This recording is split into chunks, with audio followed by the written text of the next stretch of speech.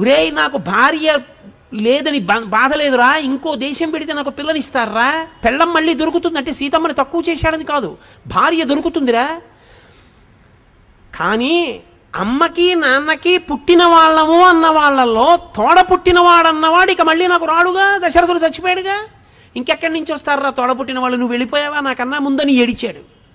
అది అన్నదమ్ములంటే. రామాయణాన్ని మీరు చదివితే అసలు ఒక అన్నగా, ఒక తమ్ముడిగా, ఒక కొడుకుగా, ఒక బావగా, ఒక అల్లుడిగా అసలు ఎలా నిలబడాలో, ఎలా మాట్లాడాలో, ఎలా ప్రవర్తించాలో అర్థమవుతుంది.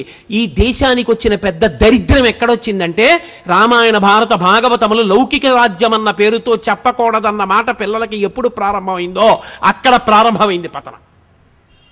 రామాయణ భారత భాగవతాలు పిల్లలకి చెప్పడం పాఠ్యాంశములుగా మారితే అప్పుడు నిజంగా అర్థమవుతుంది. సుఖమన్న మాటకు అర్థం ఏమిటో రామాయణం వింటే అర్థమవుతుంది. ఒక్క మాట